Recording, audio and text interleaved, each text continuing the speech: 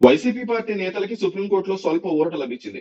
TDP కార్యాలయం చంద్రబాబు ఇంటి మీద దాడి కేసులో దేవినేని అవినాష్, జోగి రమేష్, తలసల రఘురాం, లేళ్ల అప్పిరెడ్డి, నందిగం సురేష్లు ముందస్తు బెయిల్ కోసం పిటిషన్ దాఖలు చేయగా రీసెంట్ గా జస్టిస్ సుధాంశు దులియా, జస్టిస్ అమానుల్లా ధర్మాసనం విచారణ జరిపింది. 24 గంటల్లో దర్యాప్తు అధికారులకి పాస్పోర్ట్లు అప్పచెప్పాలని వారిని ఆదేశించింది. 3 వారాల పాటు వారి మీద తదుపరి చర్యలు కూడా తీసుకోవద్దు అని కోర్టు ఆదేశించింది. అలాగే దర్యాప్తుకి వారు పూర్తి స్థాయిలో సహకరించాలని, ఎప్పుడు పిలిస్తే అప్పుడు వెళ్లాలని కూడా వాళ్ళకి తెలిపింది. దర్యాప్తుకు గనుక సహకరించకపోతే రక్షణ ఉండే ప్రసక్తే లేదని వెంటనే అరెస్ట్ చేయొచ్చని పిటిషనర్లకు తెలిపింది.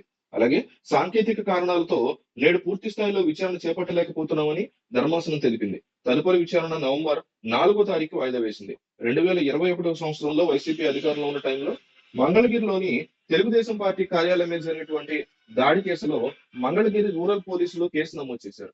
ఈ కేసులో వైసీపీ నేతలు ముందస్తు బెయిల్ పిటిషన్లు వేశారు.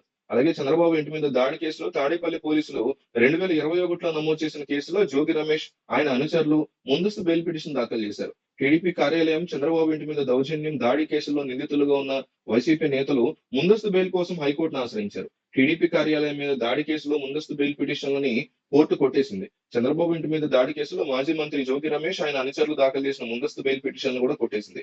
ముందస్తు బెయిల్ పొందేందుకు పిటిషనర్లు అర్హులు కాదని కోర్టు వ్యాఖ్యానించింది.